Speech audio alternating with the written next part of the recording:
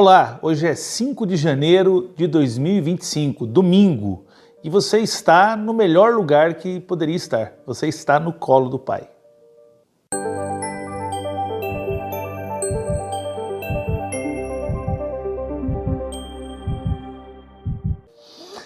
Olá pessoal, tudo bem?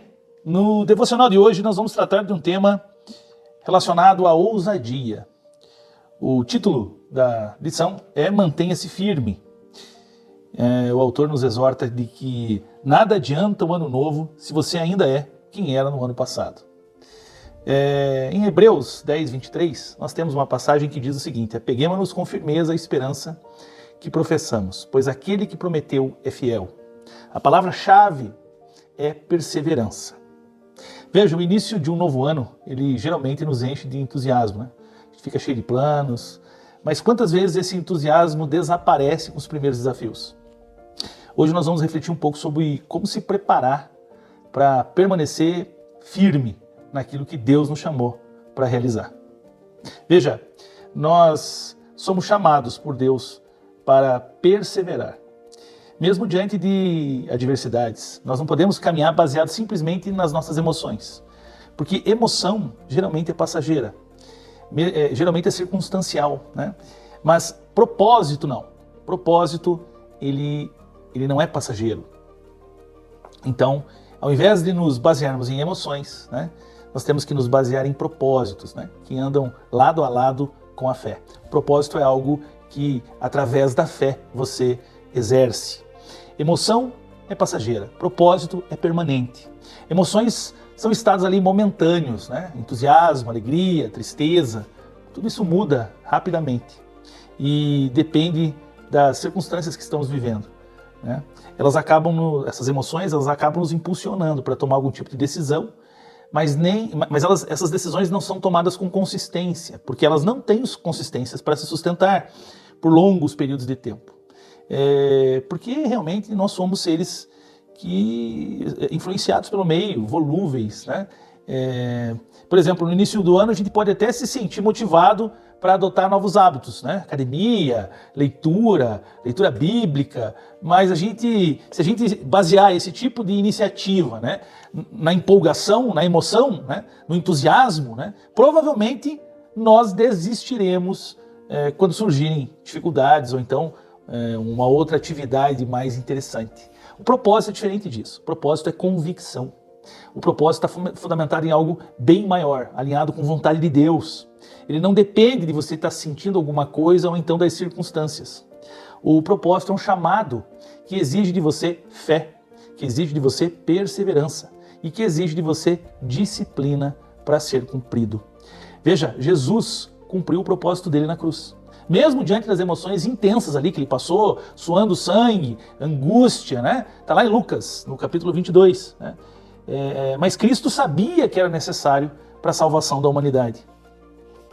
A emoção não, a emoção ela não tem muito a ver com essa coisa de eu me submeto a problemas, eu vivo estresse. Não, a emoção ela busca sempre prazer imediato, né? O propósito busca resultados eternos. Então, essas emoções frequentemente acabam nos levando então a evitar desconforto, né? Buscar caminhos fáceis, enquanto o propósito não. O propósito exige esforço e nos desafia a enfrentar sacrifícios, né? Por um bem maior, que é aquilo que você acredita e que Deus confirma que é teu propósito. Veja, basear a nossa vida nas emoções é como construir uma casa na areia. Ela não suporta vento contrário. Já viver pelo propósito de Deus é como construir sobre a rocha. Você fica ali firme, mesmo diante das adversidades. Então, uma pergunta que é interessante que nós estivéssemos fazendo, principalmente agora, né, no início desse ano, estou guiando minhas decisões pelas emoções do momento ou pelo propósito que Deus me confiou? Veja, nós temos inúmeros exemplos bíblicos desta situação que envolve propósito. Veja Moisés e o Êxodo, né? Pela emoção, Moisés inicialmente sentiu medo, insegurança, né? Foi chamado por Deus para liderar o povo de Israel para fora do Egito, né? Era um cara gago, né? E quando Deus o chamou, ele tentou se justificar, dizendo, não, peraí, quem que sou eu para ir ao faraó, né? Veja, se Moisés tivesse deixado a emoção levar, invariavelmente ele não faria o que ele fez. Mas como aquilo envolvia propósito, então mesmo com medo, ele seguiu em obediência ao chamado de Deus. O propósito de libertar então o povo, né, acabou prevalecendo sobre as emoções de Moisés, né? O povo hebreu então conseguiu ser liberto porque aquilo estava vinculado ao propósito de Moisés. Veja Jesus no Getsemane, né? Jesus também, viveu angústia, chegou, pediu ao Pai, né? Se for possível, afasta de mim esse cálice, né? Suas emoções humanas acabaram ali prevalecendo, né? A emoção ali acabou tomando conta, mas se Jesus não tivesse um propósito bem definido, mesmo em meio à angústia, ele declarou que não seja como eu quero, mas sim como tu queres, né? Então ele acabou permanecendo focado no propósito de redenção. E outros exemplos, como Paulo, por exemplo, o Paulo com o espinho na carne, né? Ele clamou a Deus lá várias vezes para que o espinho na carne fosse removido, né? Aquilo era desejo humano, aquilo era vontade de aliviar o sofrimento. Mas existia um propósito na vida de Paulo. Deus não removeu o espinho, mas fortaleceu Paulo, né? Lembrando a Paulo que a sua graça era suficiente. Então Paulo perseverou em sua missão, independentemente do desconforto. Veja, assim como esses exemplos que eu trouxe, são exemplos bíblicos, de personalidades bíblicas, né? Nós somos chamados a permanecer firmes, mesmo quando enfrentamos críticas e dificuldades, mas prevalecendo no nosso propósito. E aí, se você ainda em 2025, já depois de tantos encontros, ainda tem dificuldade em diagnosticar qual o seu propósito, eu te convido a dar uma olhada nos vídeos anteriores. No ano passado nós tratamos sobre propósito. Nós falamos sobre como descobrir o seu propósito. O ponto é, propósito é quando Deus está no jogo. Propósito é quando Deus está contigo. Propósito quando o Espírito Santo chancela aquilo que foi definido. Logo, propósito é algo muito mais sério, muito mais com chances de sucesso do que simplesmente a vontade de perder peso para ficar mais bonito, do que simplesmente a vontade de perder peso para ficar mais atraente. Quando envolve propósito, você tem Deus com você no barco. Esta é a grande diferença. As emoções virão, mas você conseguirá progredir, prosperar, mesmo em meio à tribulação, mesmo em meio às emoções, mesmo no momento de desconforto. Veja, inúmeras vezes, né, na minha vida particular, eu vivi situações em que tinha que ser pelo propósito. Situações, por exemplo, de compras feitas em outras moedas e que nós precisávamos que o dólar fechasse dentro de um patamar de preço, porque senão nós não teríamos condição de pagar a prestação. E isso foram durante 6 longos anos, todos os meses um susto, todos os meses ali dependendo de um milagre para que as contas fechassem e as contas fossem pagas. Fazia parte, obviamente, dos planos de Deus que isso acontecesse. E Deus age não só na tua vida privada, Deus age no teu negócio, na tua família, nos teus planos profissionais, no teu plano empresarial, no teu plano dentro da empresa, na tua evolução dentro da empresa. Eu queria te convidar para uma reflexão neste momento. Veja, que área da tua vida, queria que você refletisse, que área da tua vida precisa de perseverança? Existe algum ponto da tua história, algum ponto da tua vida, algum lugar onde a perseverança está fazendo falta? Seja isso no relacionamento familiar, seja isso no teu trabalho, no relacionamento com parentes, com seus filhos, com seus pais, com o cônjuge. Tem algum lugar ali que é necessário perseverar? Algum projeto na tua vida que eventualmente precise? Dá uma pensada comigo aqui. Será que na tua vida espiritual, né, disciplina na devocional, disciplina na oração, será que você tem tido minutos em contato direto com o Espírito Santo diariamente? Será que você tem orado e entregue diariamente